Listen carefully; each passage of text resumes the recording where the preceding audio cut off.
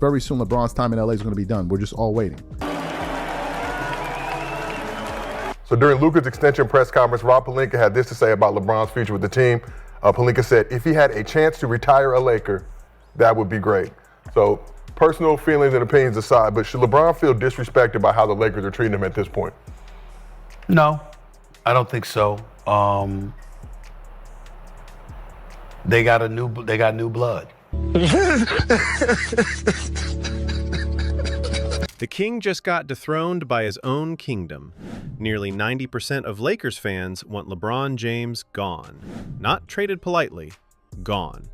This is the same guy who brought them a championship 5 years ago. But something happened that changed everything. One absence, one golf outing, one Instagram post. And suddenly, the legacy crumbled faster than anyone imagined possible. What moment do you think officially ended LeBron's Lakers legacy? Drop your answer in the comments. Let's talk about the day LeBron James officially became persona non grata in Los Angeles. And no, it wasn't a playoff loss. It wasn't a trade demand.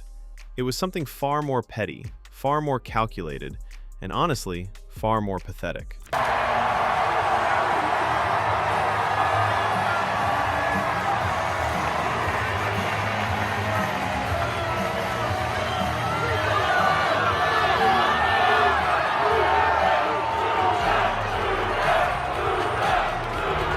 Luka Doncic had just signed a 3-year, $165 million extension with the Lakers. This wasn't just any contract. This was Dallas hesitating while LA swooped in without blinking. This was the Lakers planting their flag and declaring, "This is our guy." The franchise rolled out the red carpet. Head coach JJ Redick showed up. GM Rob Pelinka was there smiling for the cameras. Everybody good?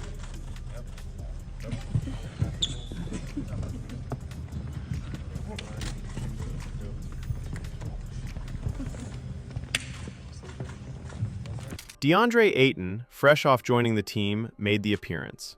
Marcus Smart, another new addition, understood the assignment. Even Dalton Knecht, a second-round rookie drafted months ago, knew this mattered. But LeBron James? The supposed leader? The veteran presence? The guy wearing number 23? Nowhere to be found. And before you think maybe there was an emergency, maybe his flight got delayed, maybe something serious came up, let me stop you right there. According to his own Instagram stories, LeBron spent that Sunday on the golf course.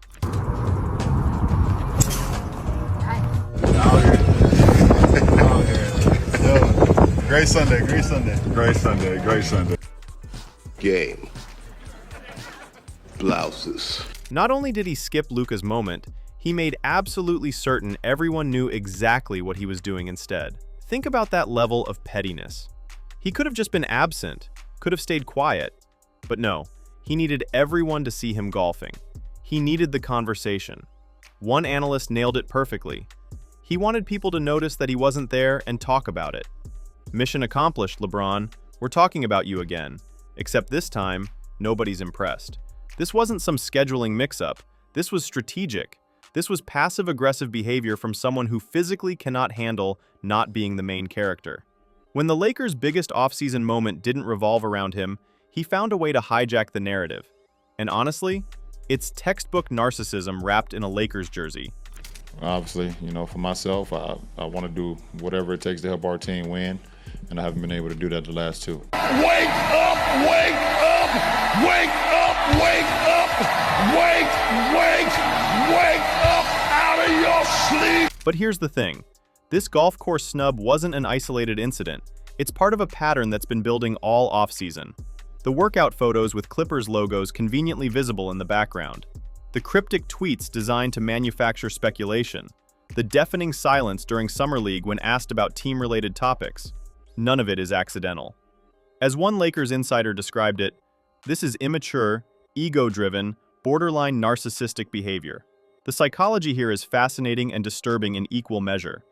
We're watching someone who genuinely cannot function when they're not the center of attention. They got the win despite being without the services of LeBron James, who spent his time on the bench laughing at a teammate for airballing a layup. When has LeBron ever celebrated a teammate's success without making it about himself? When has he gracefully accepted a secondary role?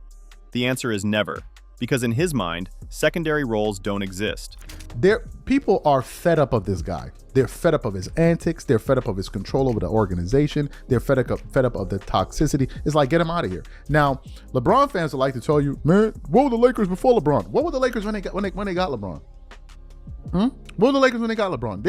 These guys act. Do you remember what happened when the Lakers got LeBron? What happened? They missed the playoffs that same year. Here they got him. They act like as if they don't know this. What occurred was they missed the playoffs.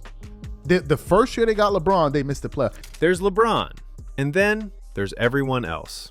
The prevailing sentiment around Los Angeles is that the LeBron era never became what it was supposed to be. Sure, there's the 2020 championship, but that feels like ancient history now. Everything since has been disappointment, drama, and constant distractions. Lakers fans are exhausted by the circus. They signed up for championships, not Instagram cryptic posts and passive-aggressive golf outings. So we reached out to Brandon, a lifelong Lakers fan living in LA with his finger firmly on the pulse of the fan base. We asked him straight up, what percentage of Lakers fans actually want LeBron gone? His response didn't include hesitation or sugarcoating. I'd say it's in the 80 to 90% range. 80 to 90%. Let that marinate for a second. But Brandon made a crucial distinction that cuts through a lot of the noise. You have to separate actual Lakers fans from LeBron fans, he explained. A lot of people just follow LeBron from team to team like some basketball version of the Grateful Dead. Those aren't real Lakers fans. They're LeBron fans. Brandon summed up the fan sentiment bluntly. At this point, I'd rather just trade him for whatever you can get. But here's the problem, and it's a massive one. Nobody actually wants him. Remember those reports about Cleveland showing interest? Yeah, for a mid-level exception. Nobody's paying a 41-year-old LeBron $40 million. Not the Cavs, not anyone. That alone tells you everything about where his actual value sits right now. And here's where it gets even more brutal.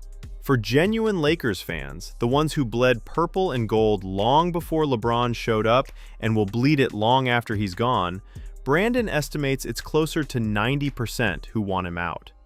It's honestly hard to find fans who still want him on the team, he said. That's not an angry minority, that's a full-blown revolt. What makes this entire situation even more revealing is what it exposes about the power dynamics inside the Lakers organization. For years, LeBron ran the show.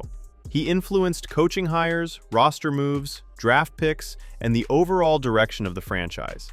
Those days are over, and the transition has been anything but graceful. The page has turned in Los Angeles, and LeBron is clearly struggling to accept it. Luka Doncic isn't just the new star, he's actively shaping the roster. He's the one who recruited Marcus Smart. He's the voice pushing for DeAndre Ayton. He's having dinner meetings, building relationships, laying the foundation for the Lakers' future. And while LeBron sulks on social media, Luka's actually doing the work. That shift in power is what's really eating at him. For the first time in his career, LeBron isn't the decision-maker. He's not the center of the franchise universe anymore. The Lakers are building around Luka now, and LeBron is being asked to play a supporting role. And here's the thing about people with narcissistic tendencies. They cannot recognize fault. They cannot admit they're wrong. As one analyst put it, that's simply not possible for someone like that. LeBron genuinely believes he's the victim here. He can't understand why the organization has moved on from centering everything around him. In his mind, he's still the king, and everyone else is just too blind or ungrateful to see it. The reality is much harsher. The Lakers front office, led by Jeannie Buss and Rob Pelinka, has made a calculated business decision. They're betting on youth, talent, and a player who actually wants to be there. LeBron represents the past. Luka Doncic represents the future. It's that brutally simple. Perhaps the most damaging aspect of LeBron's behavior is what it reveals about his relationship with his teammates. Missing Luka's extension announcement wasn't just a snub to the organization. It was a direct insult to the player he's supposed to go to war with for 82 games. Think about it from Luka's perspective. You just signed a massive extension, committing your future to this franchise and this city. Your teammates show up, your coaches show up, your front office shows up. But the supposed veteran leader? He's out golfing and making sure everyone knows it. That's not leadership, that's sabotage. As one commentator put it, it is such an insult to Luka Doncic, who you now have to go to war with for 82 games.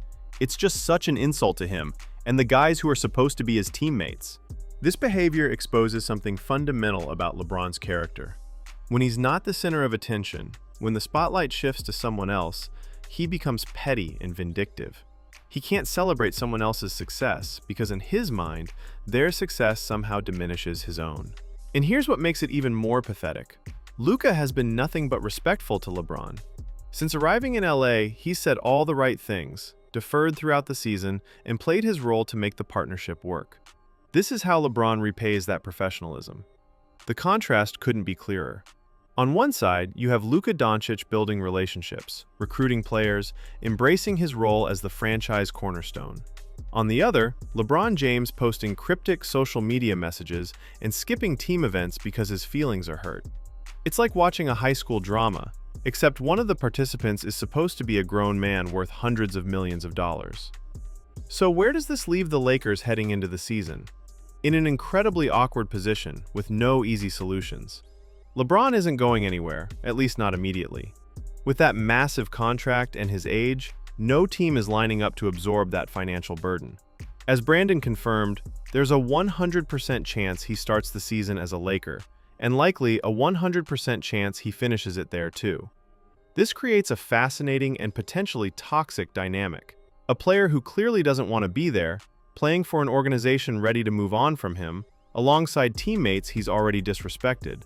It's a recipe for locker room disaster. The championship window? Brandon was blunt. There's no way they win a championship this year. 0% chance. They don't play enough defense. When your own fans are writing off the season before it starts, you know there are serious problems. What makes this even more tragic is that it didn't have to end this way. LeBron could have embraced the mentor role. He could have been the veteran leader helping Luka reach his potential. He could have been the bridge between Lakers' glory and Lakers' future. Instead, he chose ego. He chose pettiness. He chose to make it about himself one more time. The irony is delicious. LeBron spent years carefully crafting his brand, controlling his narrative, building his legacy. And now, in what should be the graceful twilight of his career, he's dismantling it himself. Not because he can't play anymore, not because of injuries or age, but because he cannot handle not being the guy. Lakers fans have noticed. They've watched this behavior all season. They've seen the cryptic posts, the passive-aggressive interviews, the strategic absences, and they've made their decision. Nearly 90% of them are ready for this chapter to close. They want to celebrate Luka without the drama. They want to build a team without the constant distractions. They want their franchise back. So LeBron's Lakers legacy ends not with championships, but with golf outings and Instagram posts. The king who couldn't handle sharing his throne. If you think LeBron can still turn this around, hit that like button. If you're ready for the Luka era, smash subscribe. Either way, this season's going to be must-watch television for all the wrong reasons.